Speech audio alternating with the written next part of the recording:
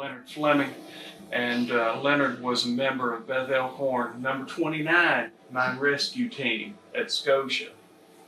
And we're going to ask Leonard to talk a bit about his experience at Scotia. Leonard, why don't you kick it off by telling us giving us a rundown of your work history, where you started, what you were doing, and what you were doing up until about Scotia.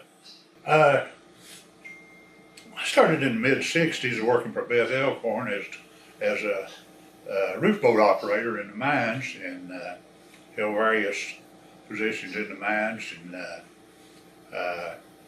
I worked a total of 13 years for them, and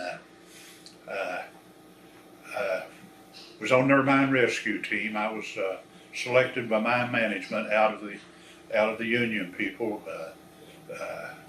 I was one of 2 union people on the mine rescue team, and we were basically a competition team. And we traveled all over the state of Kentucky and participated in national mine rescue contests and stuff. And my team won a state championship one year, and I remember exactly, you know, these times in your life that you never forget what you were doing or so forth. I know exactly where I was at when they told me they had a mine explosion at Scotia Mines, and the manager of operations there at Beth-Elkhorn came and said, "Leonard, we've got a mine explosion over at Scotia," and said, "We're going to send our team over there. They don't have any team at all. They don't have any way helping their miners." Were you at work? Well, I was on the job at that time, and some of my team members were at home, and with the ones that's on the job, we immediately went and started loading their equipment and stuff. Within an hour's time, we had everything loaded and had contacted everybody else, and they were meeting us out on the highway and stuff, and we proceeded to cross Pine Mountain, second highest mountain in the state of Kentucky. A lot of people don't know that. And went over to the Scotia Mines, and we went up to the Scotia Mines, and they had us, and there was 2 or 3 other mine rescue teams there, and I think there were 2 underground now.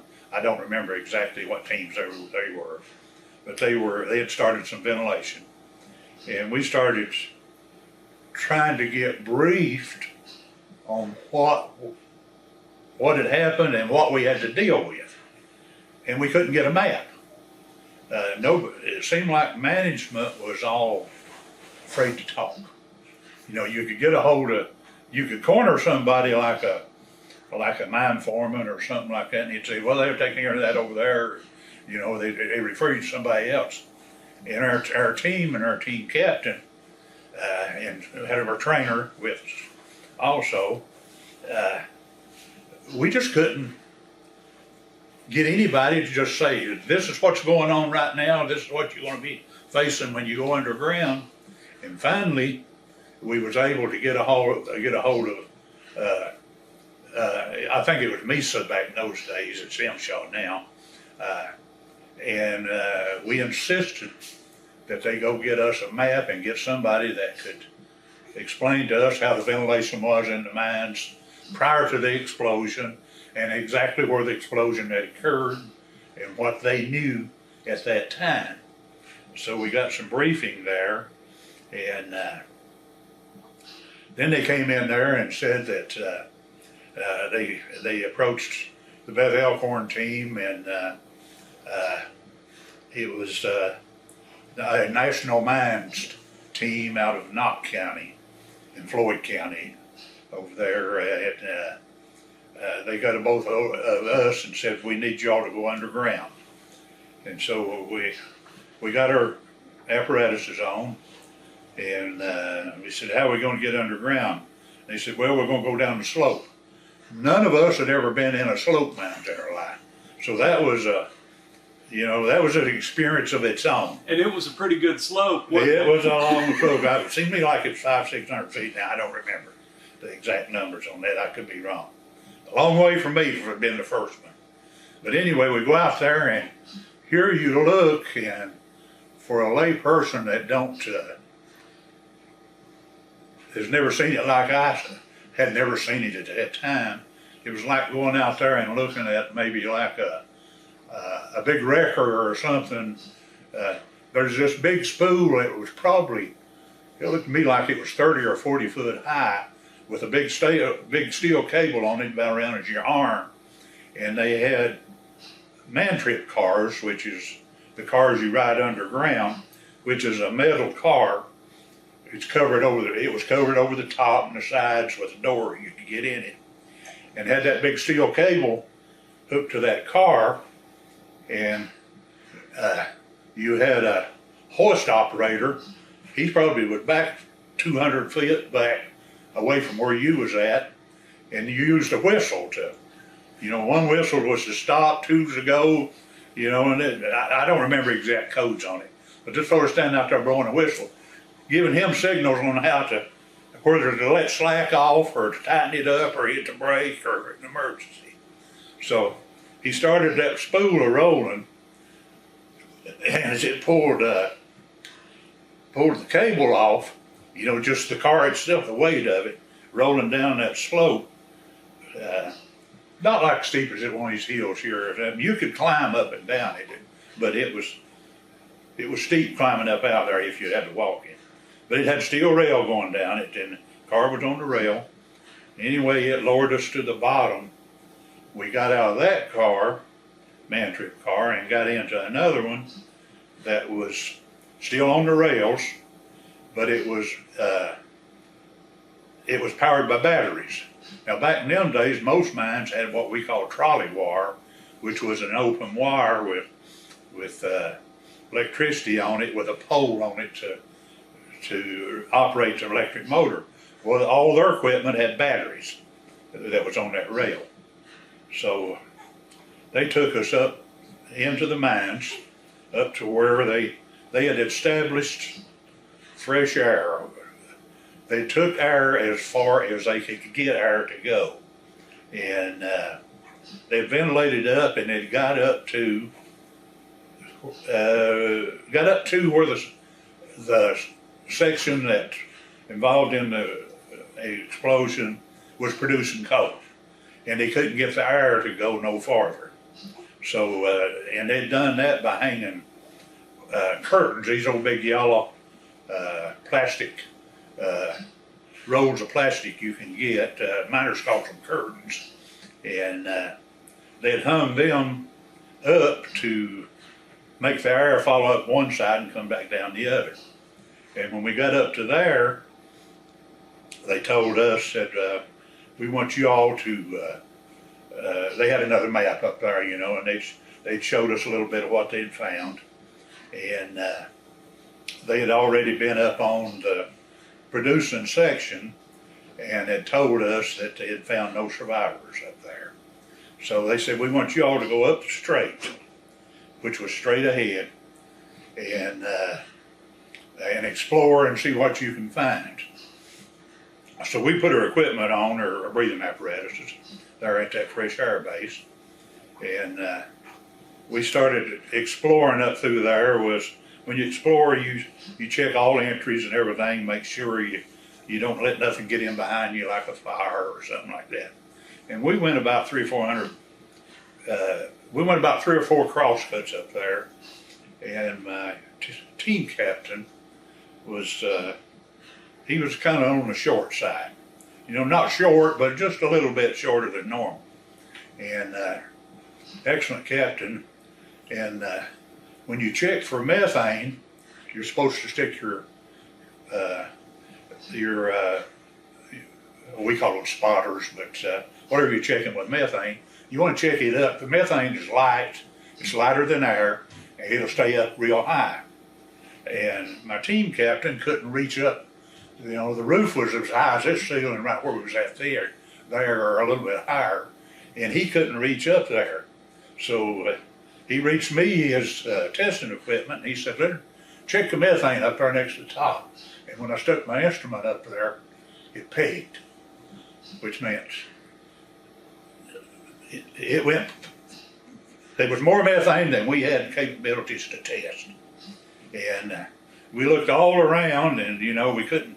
They teach you in mine rescue, if you're in methane and you see smoke, that it's the methane, and if it's smoke, it might be a fire, and if there's methane there, it's going to blow again. So we looked all around, and we couldn't see no smoke, but it was kind of blue hazy. It kind of scared us, and we talked about it, and we said, well, we can go on, and don't believe that's really smoke. And we proceeded on another couple cross cuts, and it seemed like that haze got thicker. So we decided we were going to go back and tell what we didn't have any kind of communications at that time that we could talk to the fresh air base with. So we backed up, went back to the fresh air base and explained to them what we'd found. And they said, well, now is it smoke or a haze? And we said, well, we don't think it's smoke, but it's a haze, but it does concern us. So they said, well, if you're not too afraid of it or anything, let's go back and see if we can keep going, because we can't get no more air up here. This is all we got that we can get to bring up here. So we went back and went on up just a short ways, and there's a couple fellows that had been working on a overpass there, laying block, and we found them, located them. Looked like it, whatever happened to them, it was instant. And we proceeded on up. We went about 7 or 8 cross cuts, best I can remember, which is a long ways, but we was in methane at that time, and we was in carbon monoxide. Every instrument we stick up would just go off scale. And we went back to the fresh air base, and they sent National Mines in up there, and National Mines went up to where we stopped, and they continued on up, and where we stopped, it was so high in there I couldn't even jump and hit the ceiling. How many cross cuts beyond the motors did you all go? We didn't go past the motor. Okay, so but on that trip now, it was really one trip, but we would come back and went back, straight back. And on that trip, we went about 7 or 8 cross cuts, best I can remember. And we located the people,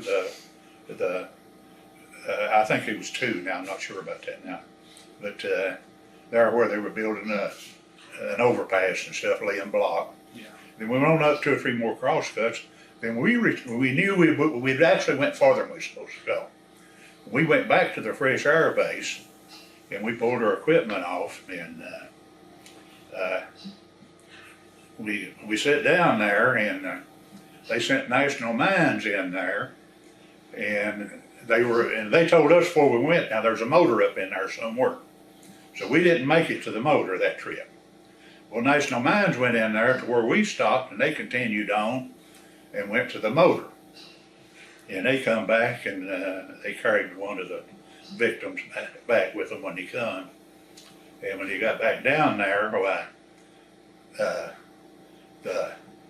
Mesa and the company said her battery power is getting low on her man trips and stuff. We've got enough power to get outside, but if we take them out, we can't get back in. So we're going to have to utilize all you guys again as much as we can.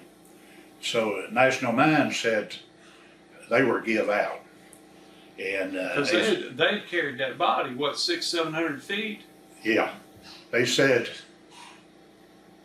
he was so big, we can't get this next one. So they asked us, and they sent National Mines and us, which was 2 teams, there were 10 of us, back And we went back to the motor then, my team and National Mines. But National Mines had been to the motor just before us.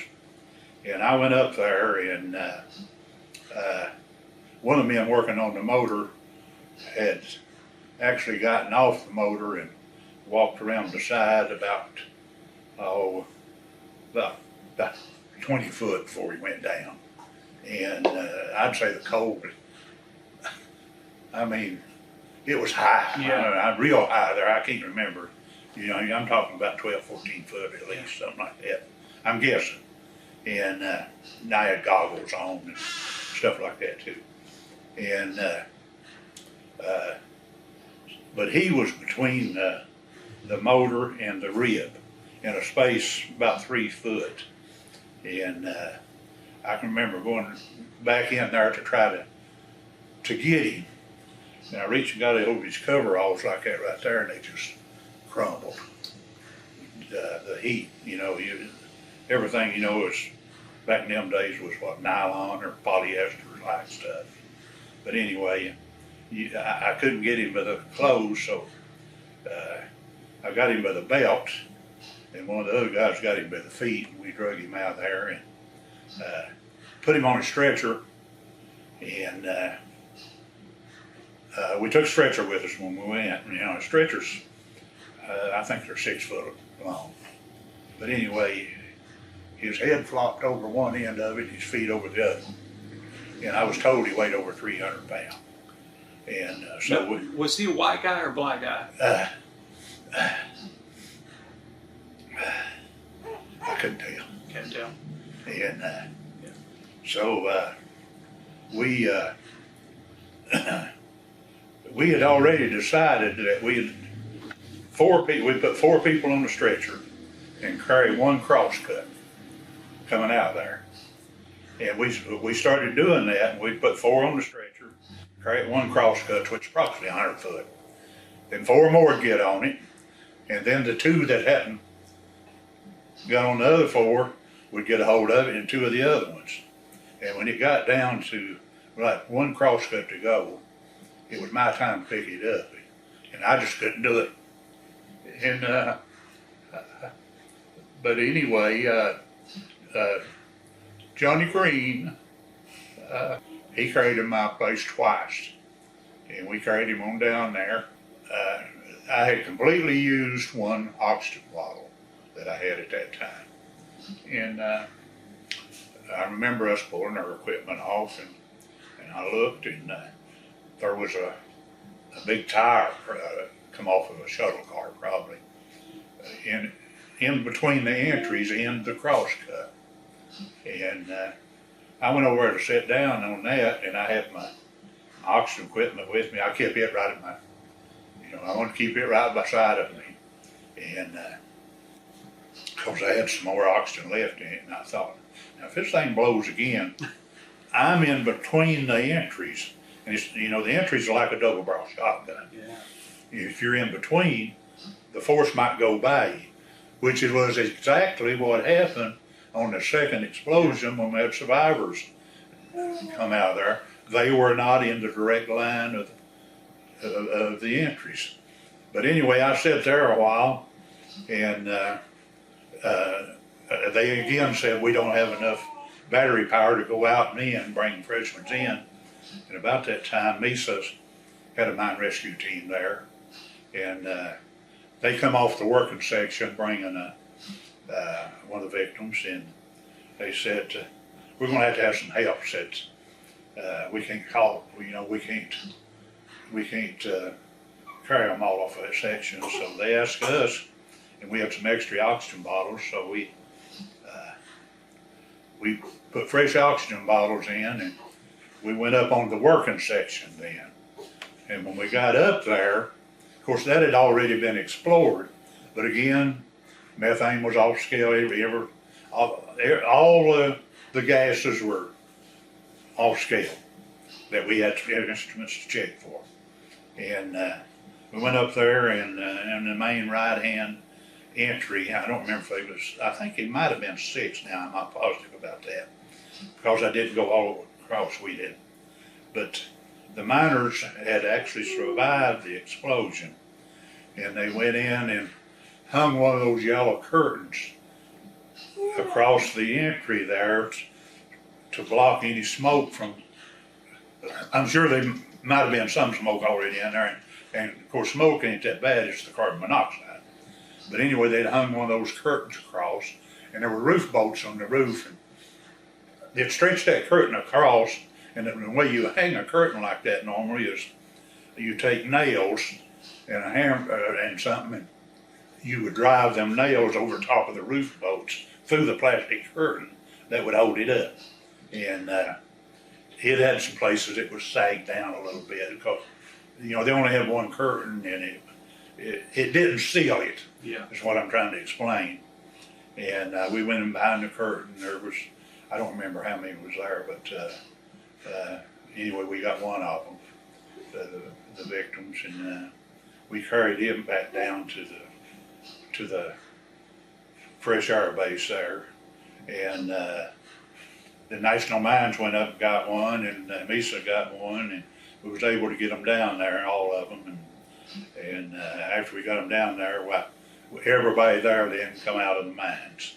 And as we come out of the mines, the last thing, you know, when I went through where they had a big room where we had us in before we went underground, had that map on the wall, but everybody was leaving, and I took the map off the wall, and I gave it to Tom Bethel to make a copy of it there, and he put it in the Mountain Eagle. You were a union man. Right. Did you know anything about the Scotia Employees Association? I know that it was, the UMWA didn't recognize it as a union. We called it a company union. And UMWA always explained this to their membership was that was a means to legally block the UMWA from organizing that mines and getting them in a contract. Now that was the way it was explained to me. Well, I think there were several lawsuits that confirmed that. Yeah. And but now I can remember passing over there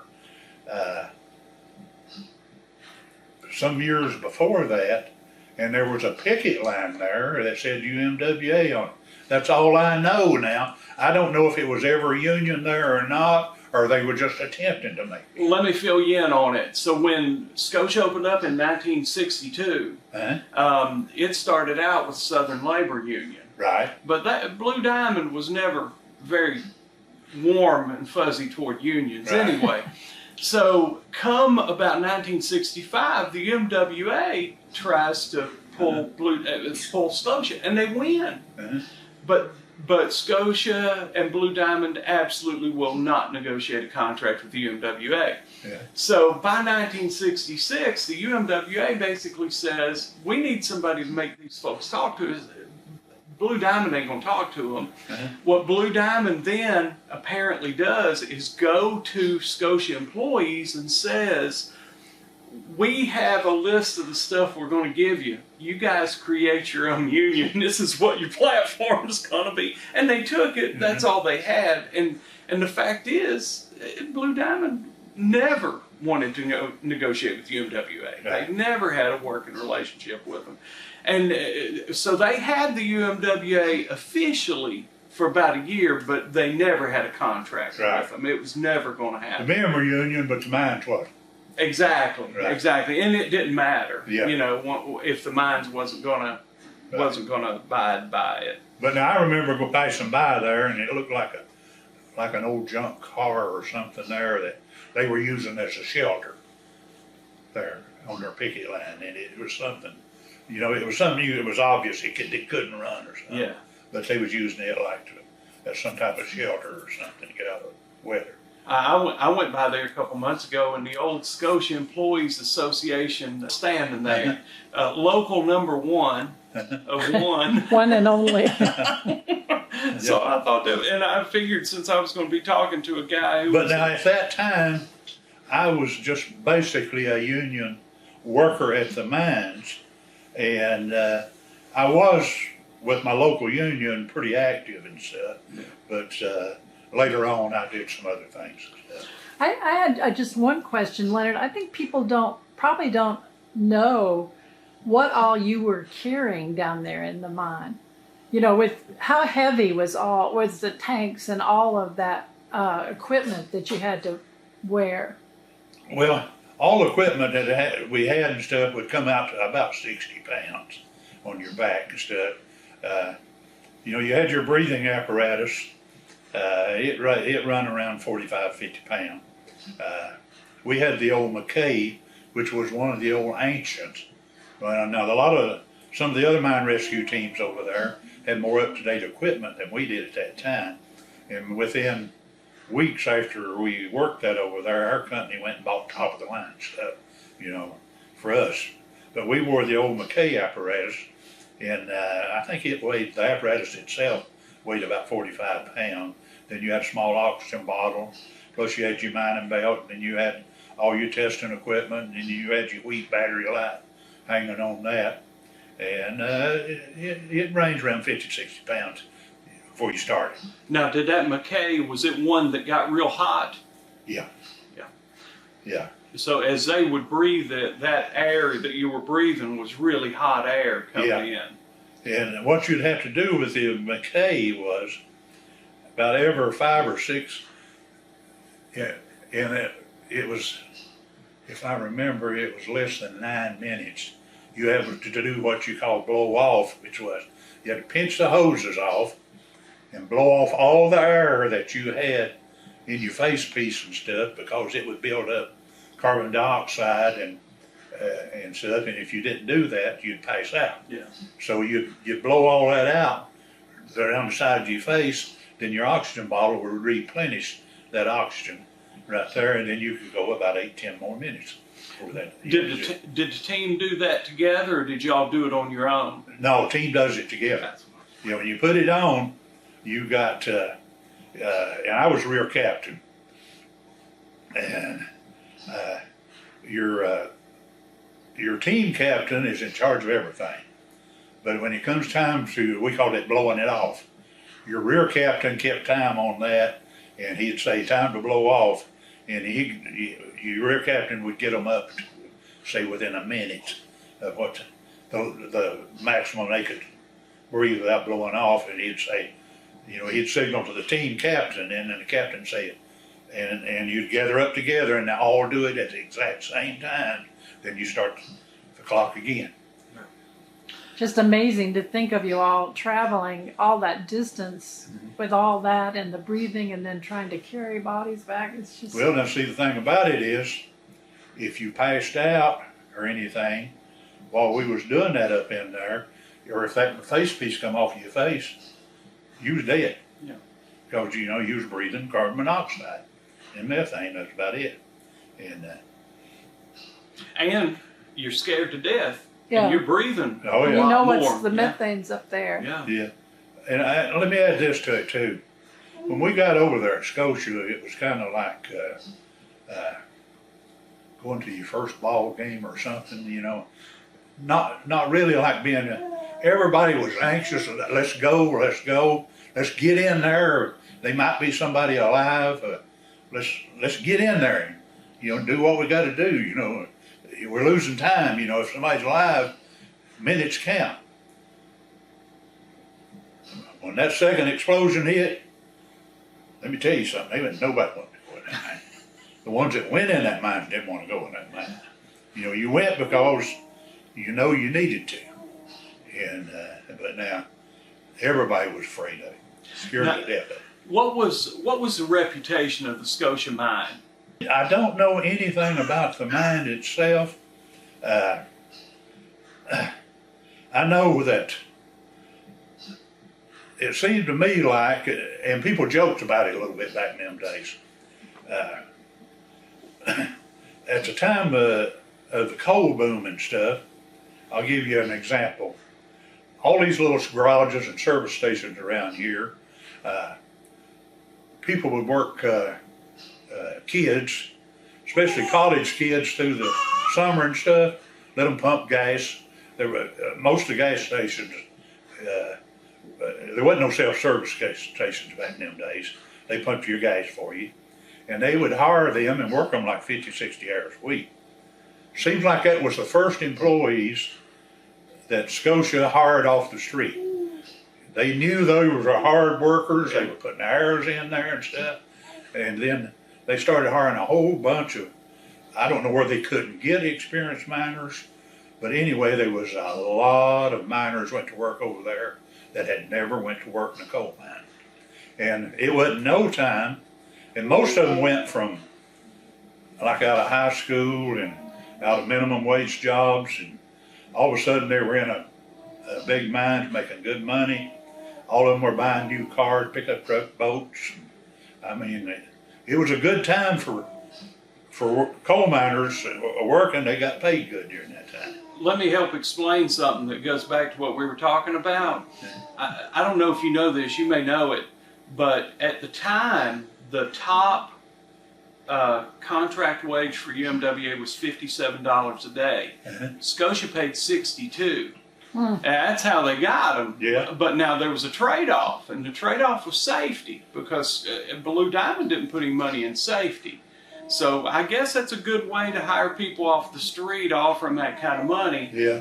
And if they don't have mining experience, they don't really quite understand how dangerous it might be until they're in there for a while and they pick it up. Well, now another thing that I was told, this after the explosion, now I don't know this, but I was told this, that when they hired those new miners, they had what they called it a rescuer back in them days. Now they call it a self-rescuer.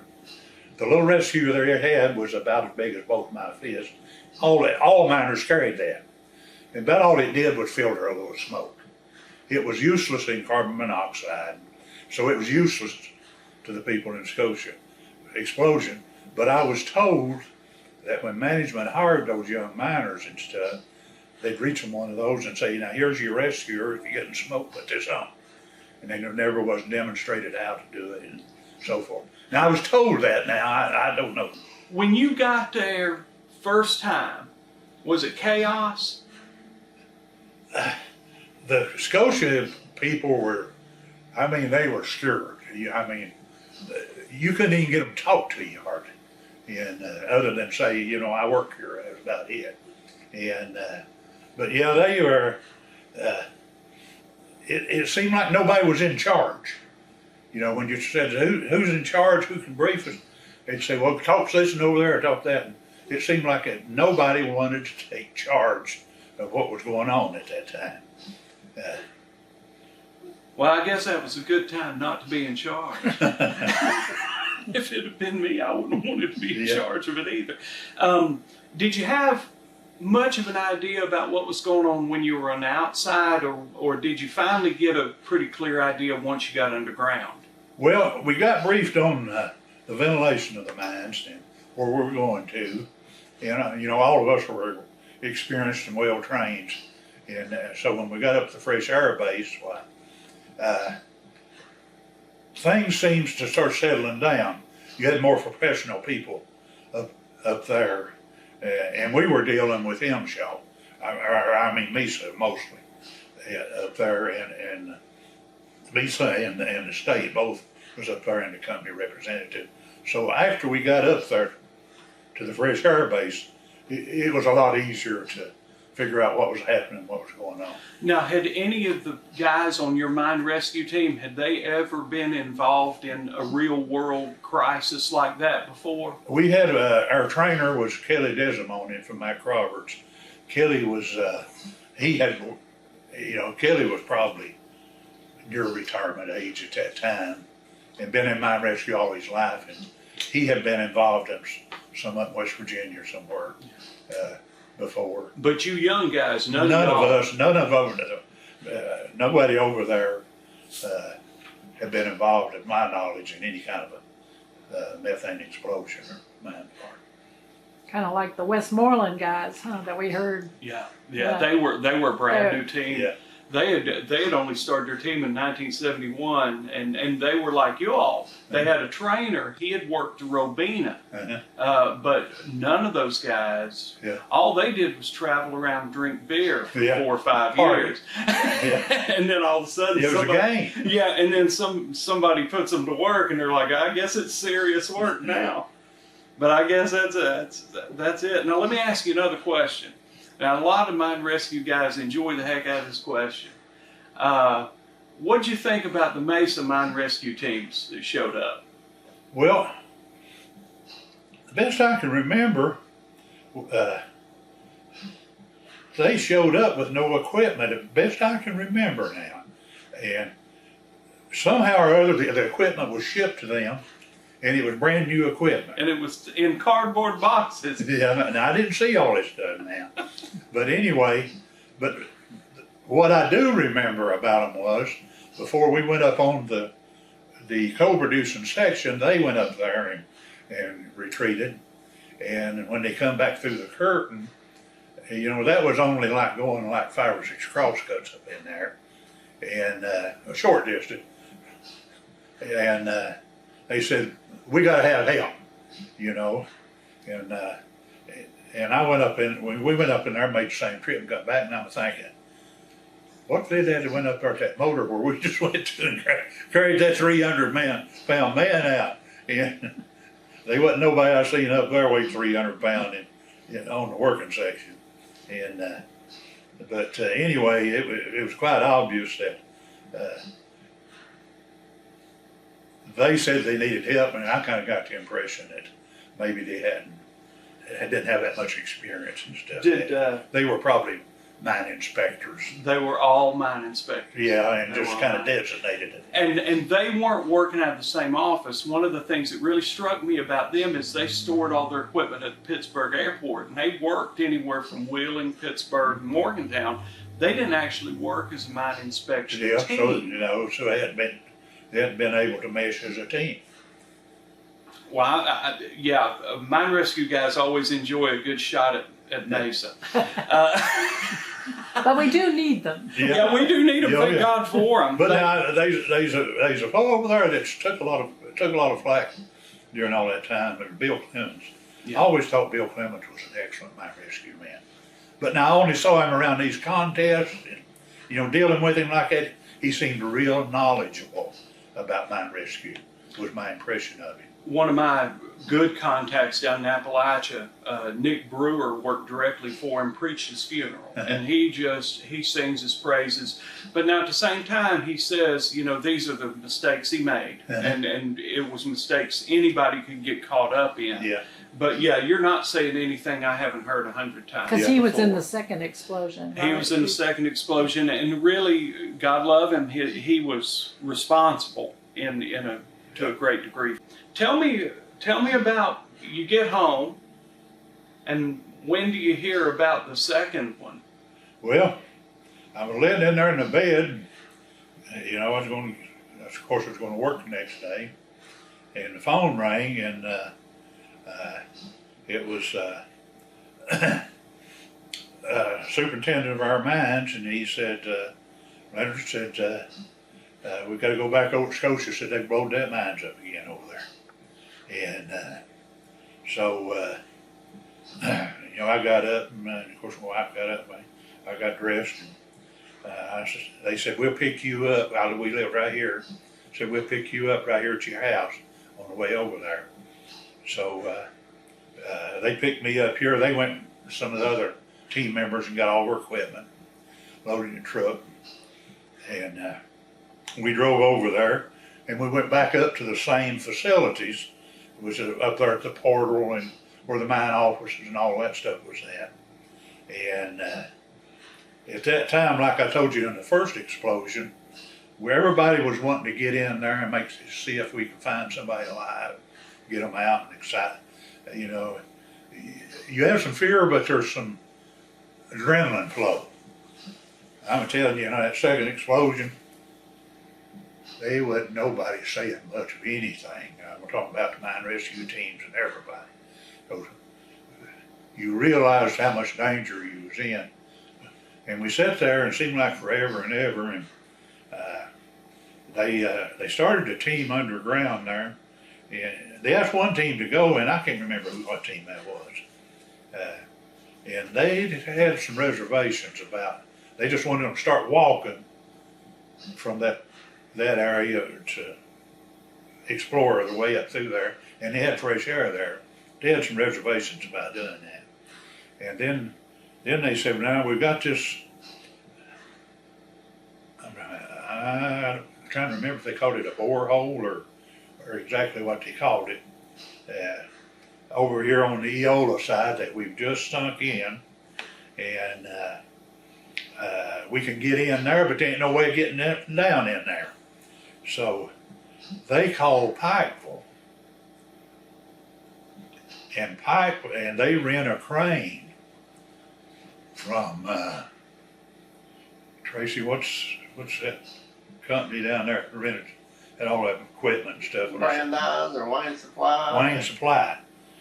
They get a crane with a big boom on it.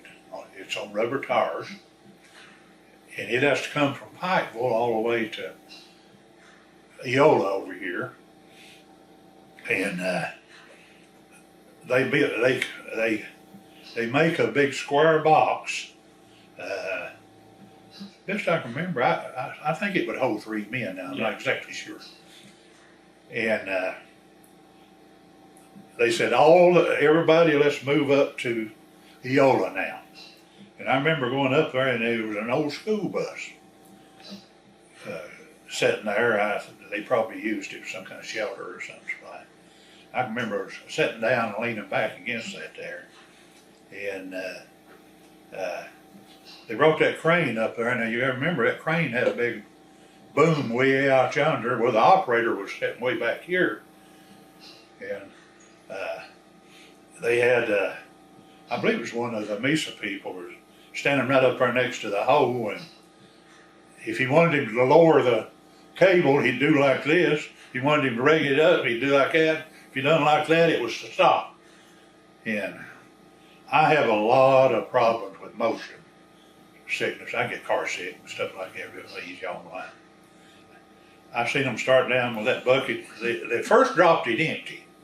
I seen that bucket start to and hit. You could see that cable all the way down in there doing that.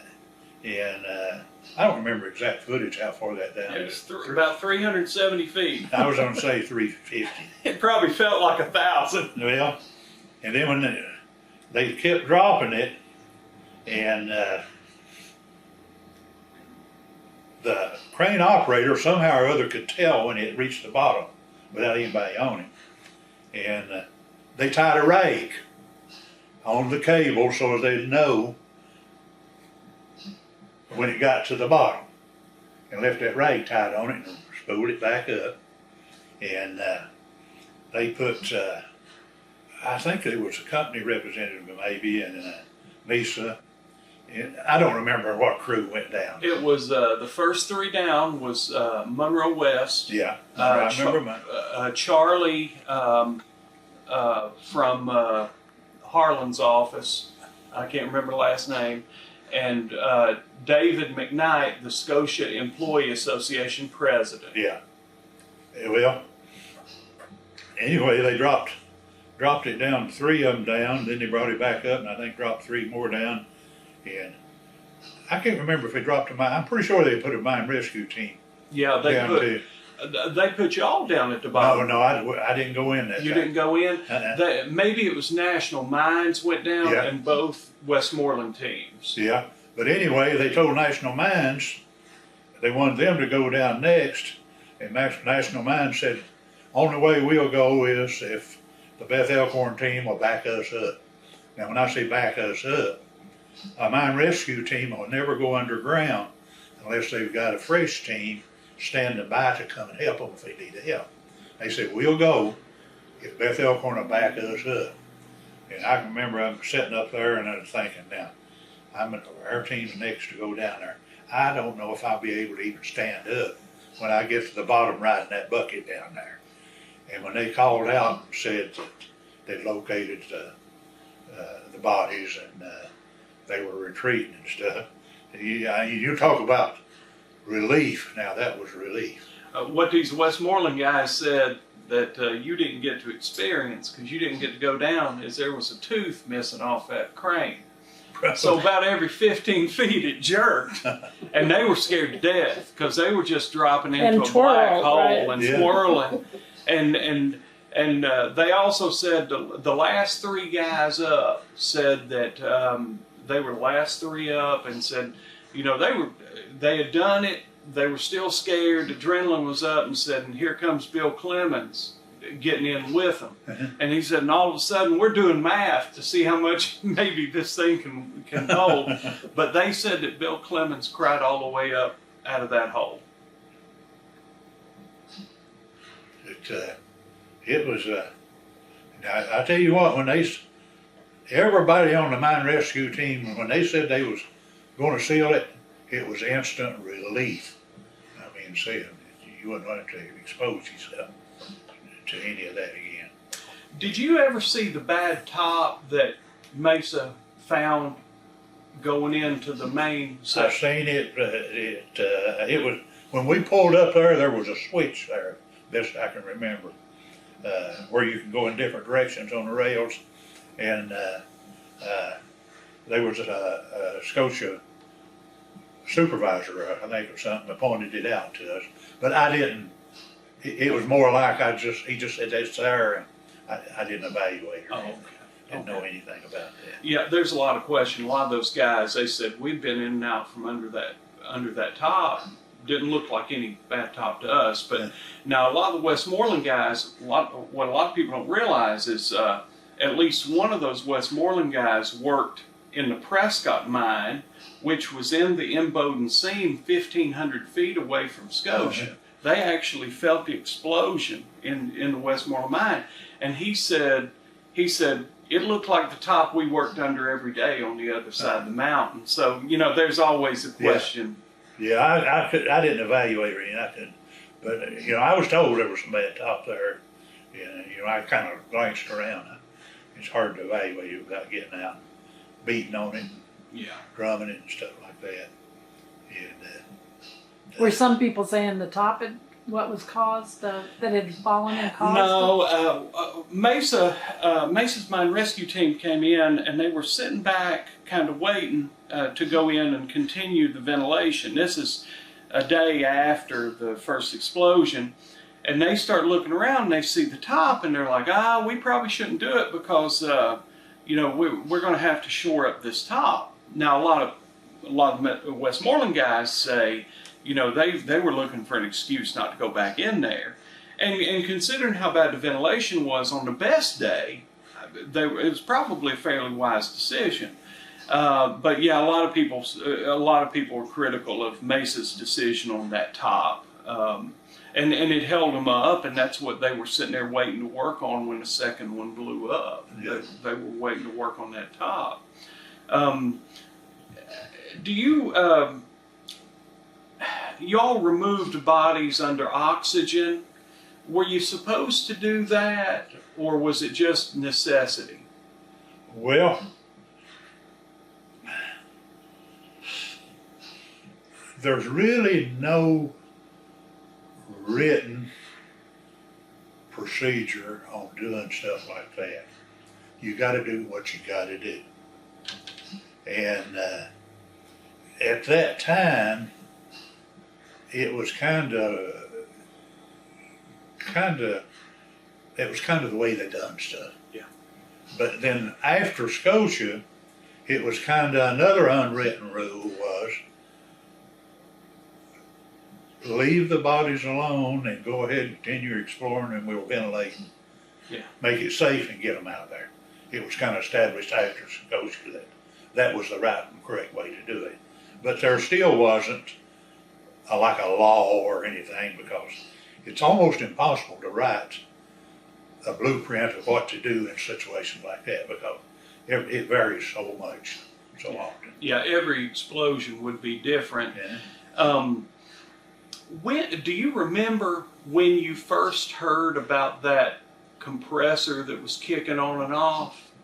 It was after the second explosion and we come back home, it kind of got gossiped through everywhere. And see, I'd been to that motor. I had never seen a battery motor. I had never seen a motor that had a automatic air compressor on it for brakes like that run by a battery. So when I got up to that motor, I didn't see any danger or feel any danger whatsoever. But if I'd have known, it would, realized then that air compressor would kick on and off, it would have really concerned all of us. And just for clarity, that air compressor, when it would kick on, all those Scotia employees said you could see a spark. Oh, no doubt. But the funny thing is, it was legal because it was operating in a fresh air environment, except for the fact Scotia had short-circuited the air and created a non-fresh air environment. Yeah. So from the technical legal aspect, it was actually technically legal. Yeah. As dangerous as it was. Well, now I'll tell you something else. This is what I was told now, and I'm talking after other people, but I've had people that worked at Scotia to tell me that at least on one occasion they was up in there welding, and the bottom caught a fire and was burning, spewing where methane was coming. And they kicked rock dust on it to put it out. Right. And never told Mesa about it. Yeah. That's the thing. Yeah. They never told Mesa about it. They all knew how dangerous that was. Did you all have any gas in your mines over here? No. No? Okay. I'd say 90% of the people who were on the mine rescue teams over there had never detected methane. And all mines has gas. Yeah. But detectable gas is usually under the water table. Yeah. Which is down under the main water stream. And that's the reason why you went down that slope to get under the water table. So, and my last question, Dave Zagier, he became MSHA administrator, didn't he? Right. Dave was our mine manager of operations at Jenkins at the time. I've got a knife that he gave me over Scotia in my knife collection now. Everybody seems to think he was a pretty good guy, Dave Zagier. He was well liked by his employees and the community. We thought the world of him. He tried to do things right, we always thought. Yeah, I even, at the time he was getting a recommendation, the FBI come in and interviewed me on, they have to investigate people like that in there. I recommended him highly to the FBI. Yeah, he was always a very safety-oriented guy, even when he didn't necessarily have to be. I was working with the United Mine Workers at the time of that Dave was placed over.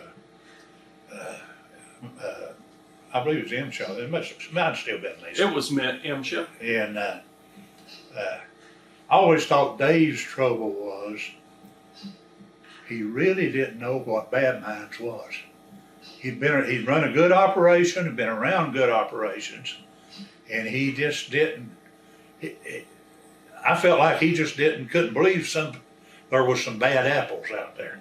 That was the impression I got of him, that he hadn't seen, some of the stuff that I later on seen and stuff. Well, I think you're probably right, because I found that with International Harvester guys and U.S. Steel guys, they ran really good mines. I mean, there was a lot of money, there was a lot of experience. International Harvester had mine rescue since 1913. Yep. I mean, goodness gracious. And so these guys, when they'd hear about Scotia, or at least in one case, U.S. Steel guy, he had worked at Scotia. Yeah. He basically said, when I got to U.S. Steel, I was like, this is the dream here. This is such a good mine, and it's safety, and they pay, and all this stuff. One thing I wondered, I know Gerald was talking about it over there at the library, of how the rescue team didn't really talk about what they'd experienced right after, but it was pretty tough, you know, being with these victims. And I wondered if you all had, what your experience was with the Beth-Elkhorn team. Well, we would talk together, but we didn't communicate with other people and stuff about what went on over there. And so, it was mostly kind of family, you know, we was kind of like family. Scotia hired a lot of young people, and but now I'm going to tell you something. You know, you got to give the devil its due. Apparently, and what I saw, I can say this. Apparently, Scotia did well rock dust their mines. If they hadn't, now that was a methane explosion. Now I've been involved in enough of them. I can tell you the difference between. I can look at them. I can tell you the difference between a dust explosion and a methane explosion. A dust explosion is very much more violent, but methane is hotter. But the Scotia mines, you know, I was only in, you know, small portion of their mines. Apparently, it was well rock dusted stuff. And another thing that's not discussed very much in this here is, I don't remember the exact number of miners, but there were somewhere in the neighborhood of 100 miners in that mines at the time of the explosion. And if it hadn't been well rock dusted, every one of them would have died. Yeah. Because they had 3 layers of mines, didn't they? They had they had 2 above the two water table and that one below. One of the things that I just realized, you know, John Hackworth died in the second explosion. He survived the first one. Where he died in the second explosion, he was within 2 or 3 cross cuts of where he was in the first explosion. I mean, he was within about 200 or 300 feet where he was, but the violence of that second explosion really changed everything, and it was closer to him, and that's the reason why it killed him the second time, whereas, you know, it started 1,000 feet or 700 feet farther up, and it just rolled him 30 feet or so the first time. When it blew up second time, this is what happened to Westmoreland. After the first time, they got back, and the guys at Westmoreland said, you know, we thought you guys could have gotten here a little faster. So they said, we're going to do a couple of drills. Well, they were mad. They were like, we just got finished doing this, and now they want to drill us. So he said 2 days later, said, I get a call in the middle of the night, and they want me to come to the mine rescue building. He said, I'm mad because, you know, we shouldn't be doing this. He said, so I got to Appalachia, and he said, I knew something was going on because there was just too much traffic for 2 o'clock in the morning. He said that he got there and he was told it blew up a second time. And he said, and you could look around and you could see people doing math in their heads, how long it had been, and calculating how much time they had until, because everybody expects that it's going to be on sort of a timer, or at least you hope. Yeah. You know. Did y'all do a lot of team get-togethers afterward? Just mine rescue guys? Not for that purpose, but you know, we continued on with our mine rescue training and stuff. But it was kind of a different atmosphere after that. All of us even got a little more serious with it. Before when we first got involved in it, we felt like we was doing it for competition and to see who had the best team at the best mines, stuff like that. But after Scotia, you realize, no, that's not the purpose of this. That the purpose of this is to get in that mine after some emergency or something. After Scotia, Arnold Miller, President of the United Mine Workers, called me, and he had one of his aides call me, and he said, President Miller, Leonard wants to see you Monday morning in Washington. Come up, I want you to fly up here, and we'll pay you expenses and stuff.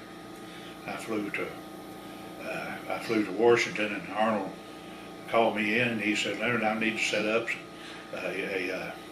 somebody to take care of my mine disasters and mine rescue and stuff, and then he said, I've checked, and I'd like for you to go to work for me, and you'll be heading up my mine rescue and recovery operations for mine fires, explosions, and disasters. And so I took the job, and not long after that,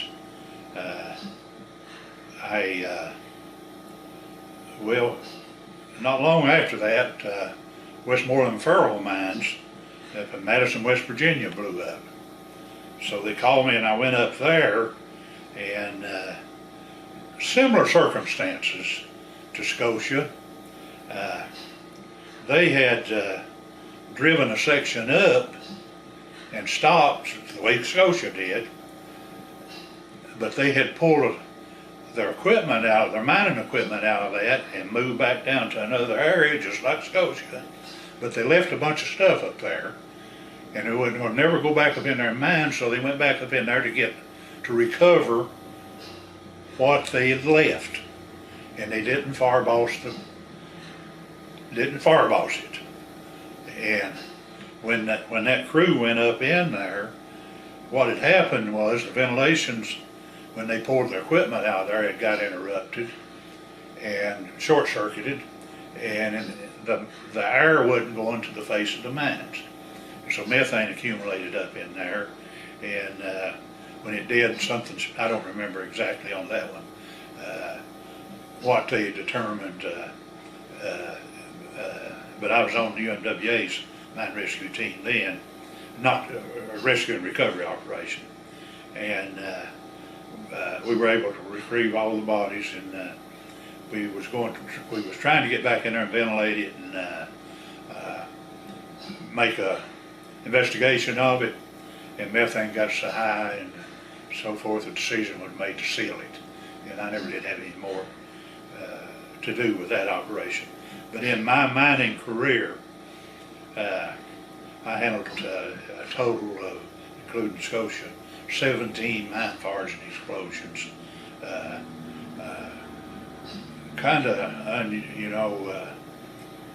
The incident today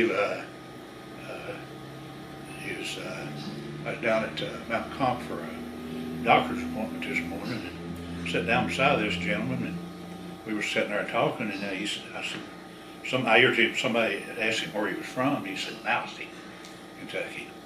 Well, I had a good friend over there, Bobby Hicks. I lived at Mousy, and I said, boys, mean people over around Mousy, and then we struck up. He laughed and I did too. And I said, what's your name? He said, Conley. And we stood there a minute and talked, and I said, I kind of remember you, but I'm trying to place you. And he said, now who'd you say you was? And I said, I'm Leonard Fleming.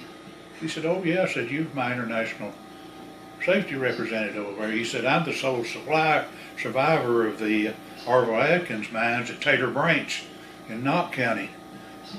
And he had just come out of the mines and got out 2 or 3 minutes. The equipment he was running was a scoop, and it had some mechanical problems. And this morning now, and I hadn't seen him since that happened, and we and him sat down there and discussed that a little bit. And he'd just come out of the mines, and I was telling him, I said, I can remember, I said, everywhere you put your hand down, they were shooting on the solid.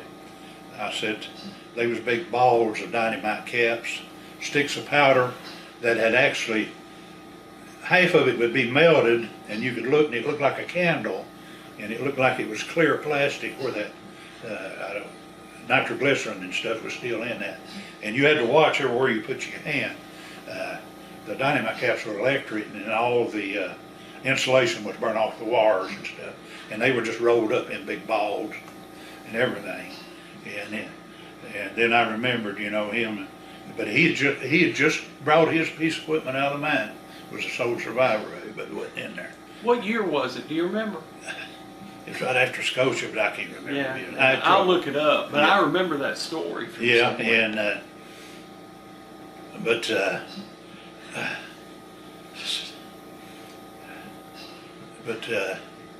And again, when you get 84 years old and you're on oxygen, you forget all that. You got a pretty good memory. You're doing fine. Well, names and numbers and stuff like that. Right. I'm pretty forgetful of that. But I also worked the Wilburg mine disaster in Price, Utah. Same number of victims as the Scotia Mines. And, but it was a mine fire. And at the Wilburg mines, well, I'd been out there the year before in Utah to the Desby Dove mines. By the time I got out there, they had put the fire out. It was in what we call a gob area. It was kind of spontaneous combustion. But anyway, I went in and made a mine examination, and one of the things that jumps out at it and stuff, it had a footprint of a dinosaur in the sandstone roof. That track went around it right there. Yeah, it was about 8-10 foot footprint. Oh my You could goodness. see it in that. But at the Wilburg mines, again, I can't remember the year.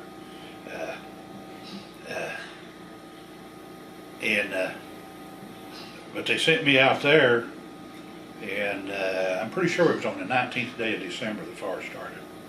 But on the 23rd day of December, a decision was made to seal the mines. We couldn't safely keep working in it. And that was 2 days before Christmas.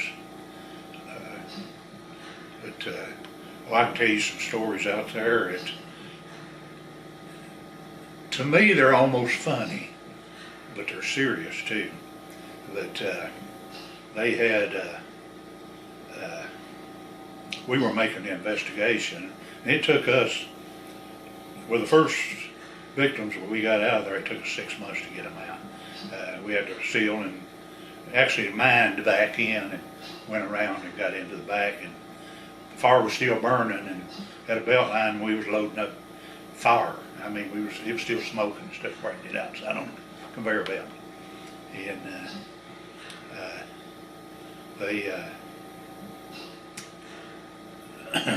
but the same number, but the Wilburg mines was a high production mines. They ran a lot of coal, had 2 long walls in it. And everybody you've seen out there, they was wearing jackets. They'd say World Production, long wall move. World Production, coal, 19, they had the year on it. They were always hunting for a record to break on production and stuff. And on the day of that mine fire, they said everybody out there, the company management they were running real big coal and stuff, and they was saying, we ought to try to go for a world production record on 24 hours sometime. So they went in there, and on the night shift they ran real good coal. Day shift produced real good coal, was producing. So they decided they was going to go put everything they had into this one long wall, try to see if they could get a world production record out of it that day, in 24 hours. And the vice president of operations come up there, the manager of operations come up there, and I'm talking about 7 or 8 top coal officials. I'm talking about managers and people sat behind desks. And they went underground, and they had a little bit of a malfunction had a little electrical problem on the long wall shear. And they shut it down. They called in before it was still run, but they was afraid it was going to quit on. So they called in the best maintenance foreman they had on electrical so he could be right up, and as soon as they shut it down, be right on the spot and fix it and stuff. And they had him up there, and they were running this long wall across the face. Said coal was poured, and they have diesel equipment out there. And now out there, I've seen bulldozers underground out there. I've seen road graders like the county graded road around here underground. If they hired a manager out there or like a mine foreman, they bought all of them. The company would go down, and there was a little pickup truck called, it was a Zuzu was the name of it, had a little diesel motor in it. And they'd buy them people that Zuzu pickup truck, and they could take it home with them, and they could ride it in the mines. And just about all their equipment was diesel, and you get up there on section, you could smell the diesel fumes. And they were running that coal, and said one of the men said, somebody's going to have to go down there and shut some of that diesel equipment down. That they're killing us up here with the diesel fumes. And said in a few minutes it started getting worse. And they said, somebody go down there and have them shut that down. And they kept running coal. And a little smoke come up on them. And they were so interested in breaking that world record, they still kept, instead of shutting down and leaving right at that second, they kept working. And then all of a sudden they realized the smoke got so heavy, they shut everything down and started out of there. And they were overcome with, well, the report says smoke and soot inhalation, carbon monoxide, in which they just smothered to death and all that smoke. But now some of them, they had the self-contained self-rescuers and stuff, and some of them survived and made it all the way down to the mouth of the section where the fire was at, and the fire was between them and the fresh air. And you all not being coal miners don't understand what I'm talking about, but they had kind of ventilated that. It was well ventilated, but they'd kind of done it backwards. They took the fresh air up about 4 or 5 cross country and brought it back down. So to stay in the fresh air, when you got down the mouth of the section, you had to enter and go on up into the coal mine, circle and come out. Well, if there's a fire and smoke coming on you, you don't want to go further in the mines than an instinct.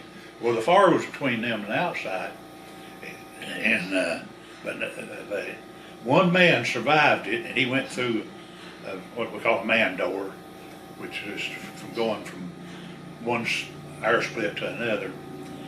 And he testified that he really didn't know what he was doing, but he went through the door, and he said, I laid down, and he said, I got tired and a little bit dizzy, and I laid down, and he said, I was under the smoke. And he said, I started crawling and went on up, and I found this other man door, and I come out, and I was in fresh air. And he was the only survivor off that section.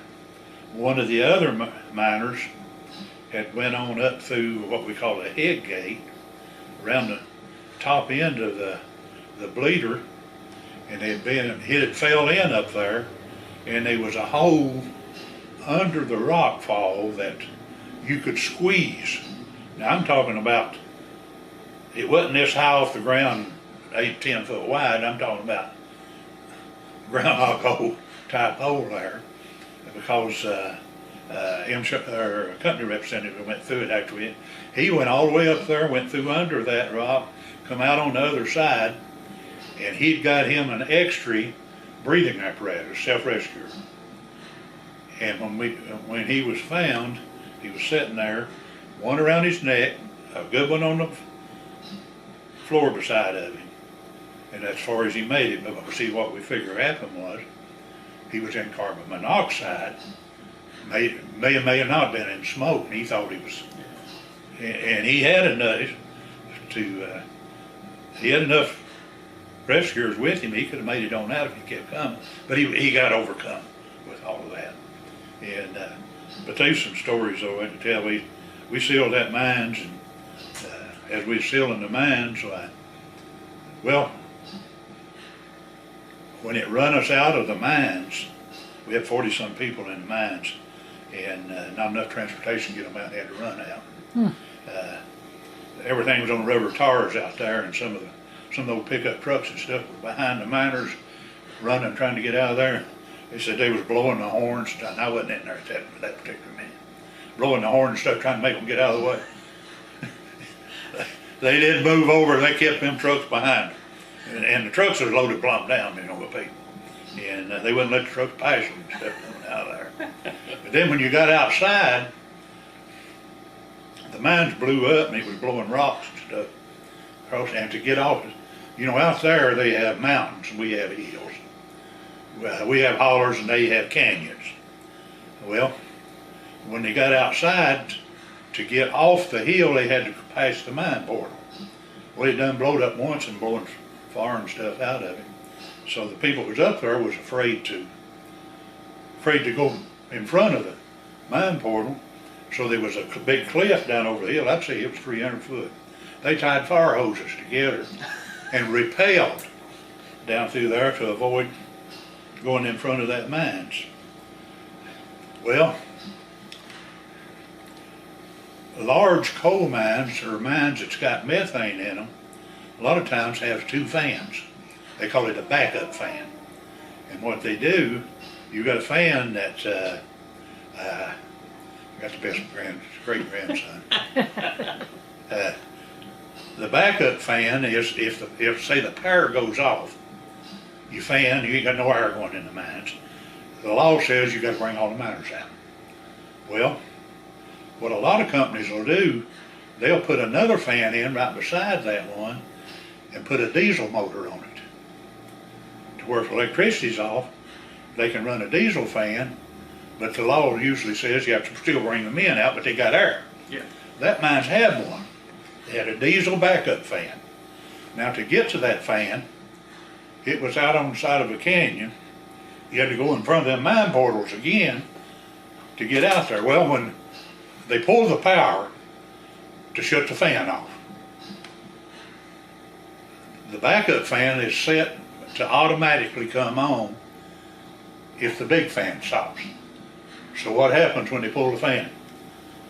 You got smoke and fire coming out your portals over here, and you pulled your fan, now the other fan comes on. And it ain't safe to go out there and turn it off. And the miners that was up to mines at that time were actually running out across the desert to get away from the mine portals and stuff. We go down to the maintenance office, kind of reestablish ourselves, set some offices up. Mine foreman comes in there and says, I know what we said, we gotta get that fan off. They said, we can't do it. Can't get it back up there. I said, call our Air Force and get a bomber in here. We'll shoot that thing out. So there was an actual, I don't know if a call was actually made, but there was a discussion about bringing the military airplanes in there and shooting that fan and taking it out. Well, we underwent to seal the mines. Everything quietened down, it wasn't blowing up again and everything. And they took dozers up there and they shoved dirt in front of them mines. And I wasn't out there at that particular time, but I was out there on 2.5 years, off and on. And this is the way they explained it to me. They ordered concrete and concrete trucks then to spray over that dirt that pushed in them holes. And they were testing, they had tubes back in the mines. They thought the mine was going to blow up again. So they told them, said, everybody get out of here, it ain't safe no longer. So the guy jumps in the concrete truck. Now he's way up here on the side of this mountain. And the road's pretty straight off of there, but now I'm talking about a quarter mile, pretty steep road down through there. Something happens, we don't know if he got his truck out of gear or something. By the time it gets down there to the bottom, it starts to change. Oh, Lord. So we end up with some injuries on account of that. And then a month or so later, while the mines was still sealed, this story's related to me out there now, when I'd go back out there working. They had a dentist convention in Salt Lake City. So those dentists, some of them, rented a helicopter got on a helicopter for a tour. Said that helicopter driver said, well, we ain't that far from the Wilburg Mines. Y'all want me to fly over it? And they said, oh, yeah, of course, And so he goes up there and he's hovering up there over that mines. Something happens to the helicopter and it crashes into the mine yard. And there's some injuries from that. Nobody got killed. But it was all kinds of, and that's not unusual. Yeah. I mean, everything is just up in the air, and it's not unusual for really unusual things to happen. I'll tell you another little story. Island Creek Coal Company used to have some mines at Grundy, Virginia. The mines started blowing up from the methane. And when it blow, there was an elevator shaft there, and it'd blow smoke and debris out that shaft. Well, every time it'd do that, well, the company and all would run back over there and they'd lay plywood and stuff over top of it, pour concrete on it and try to seal it. Well, it done that 3 or 4 times. They got to noticing you could just about set your watch, you know, how long it'd take to build up and how long it'd blow. We looked up there on the hill one evening, school bus stops. Now it's kind of like where the main highway is up here. All the kids gets off the bus, standing and looking down in there, right up over top of that mines.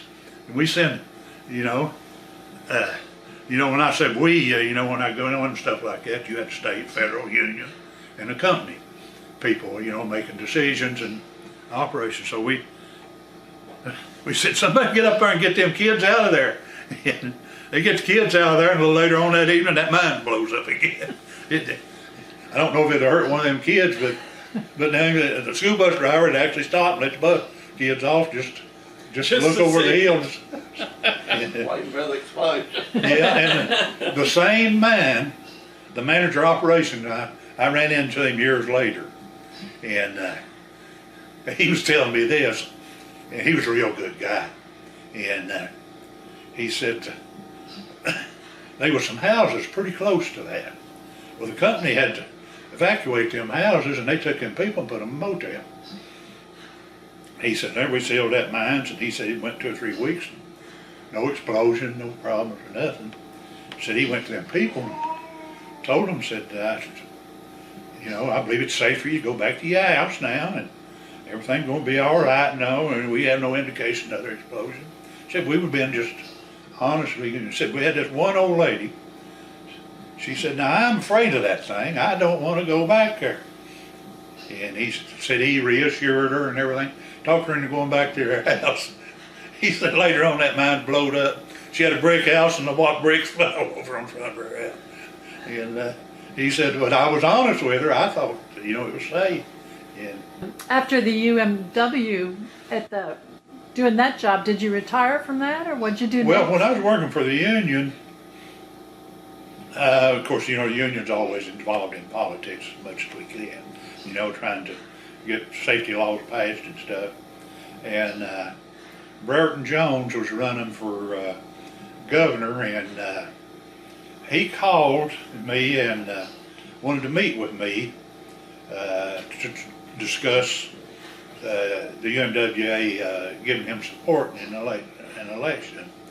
And I met with him, and later on Compact, our political organization for the UMWA, met, and we endorsed Bereton Jones for governor. And I thought Bereton was a good governor, I thought. But when he got elected, the phone rang, and he said, Leonard, I need a deputy commissioner for my mines and minerals. Would you be willing to take the job? So at that time, we were right in the middle of the Pittston strikes and all that stuff, and the mines, all the Pittston mines was down and everything. And I met with my supervisors and stuff, and they kind of wanted me to go of course it was left up to me. So I took a job as deputy commissioner of mines and minerals, and I worked 3 years for Bereton Jones as deputy commissioner of mines and minerals there. And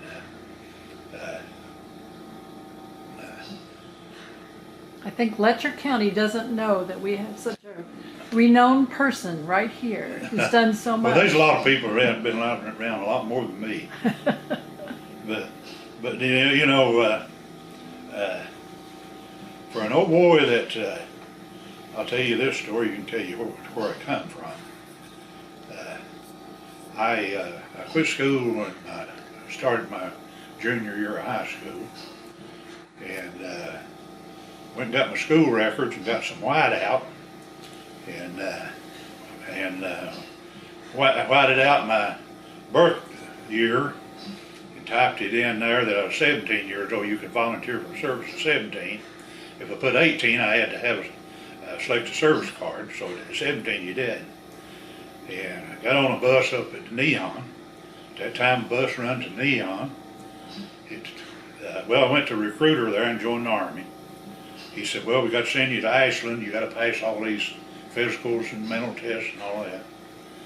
Well, I got on a bus and went from Neon to Jenkins on that bus, Jenkins to Pikeville, Pikeville to Prestonsburg, Prestonsburg to Paintsville. Now, you got to remember now, Paintsville is the furthest I'd ever been in that direction in my life at that time.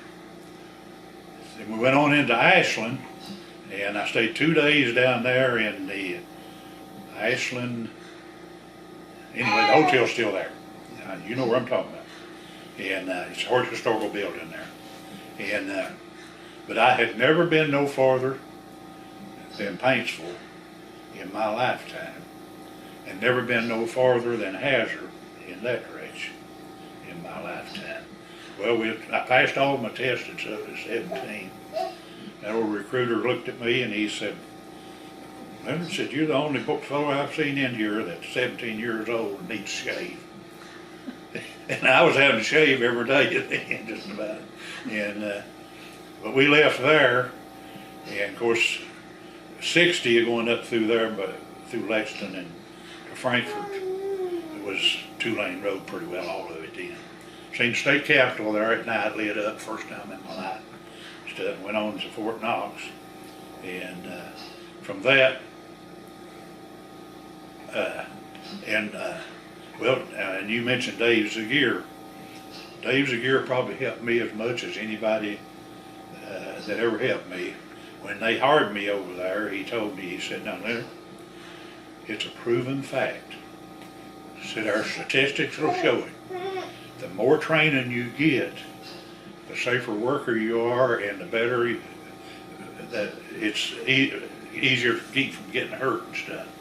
So get all the training you can get.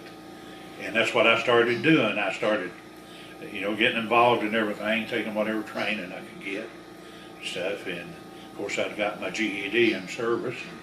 And after that, I went to the Appalshop Mine Safety and Health Academy up there and took my coal mine inspector's training up there. I spent 13 weeks up there, and I'm a certified federal coal mine inspector. Did you ever do inspection work? Well, I done a lot for that for the union, and then when I was deputy commissioner, Okay. I was actually the supervisor over. As deputy commissioner, that's second in command over the state. Do you still get together with some of the union members, your local? Well, I'm financial secretary of my local today. I should say my daughter is. I'm not able to do it, but I hold the title and she does all the paperwork, her and her son. And but I've stayed active in the union. We still got our union hall at Jenkins. We meet once a month over there, and just retirees. We want to maintain our history and so forth. And I'm financial secretary of it, Randy Robbins, president of it. We try to attend international functions and stuff that's international. And I started to tell you, I didn't tell you all of it. Arnold Miller hired me to go work for him. And, a year or so after that, Arnold retired and Sam Church, the vice president, took over. So I continued employment under Sam Church. And when Sam Church come up for election, Rich Trumpka and Cecil Roberts ran and beat Sam Church. So I continued working for Rich Trumpka. And then when Rich Trumpka went to the AFL-CIO, Cecil Roberts stepped up as president, so I ended up working for 5 different UMWA presidents in my career. And, That's a record, I think. yeah, there ain't too many of them there, And I did it without even putting an application in. They called me and wanted me to do that. But you know what? Arnold was he wasn't an educated man, but now he wasn't no dummy. When I went up there when he called me up there, you know, he'd probably been in office 2 or 3 years at that time. And we were sitting there talking, and he said, "Now, just where do you live, Leonard?" And I told him. He said, "How close is that to Neon?" And I told him, I said, "Well, that's where I went to school, high school and stuff." And I said, 5 or 10 minutes. He said, "I made a speech up there in that old gymnasium up there at Neon one time." He said, Gad Johnson and Grover Mead, started naming, you know, just people I knew up there that he'd remember. And he's pretty sharp. These guys who are politically inclined, they never forget a name, buddy. You know, but you know, a lot of people were talking, and we've had some great presidents. But see, Arnold brought democracy to our union, and you know, I was working when he was elected, and you know, I was working through all the Jablonski stuff.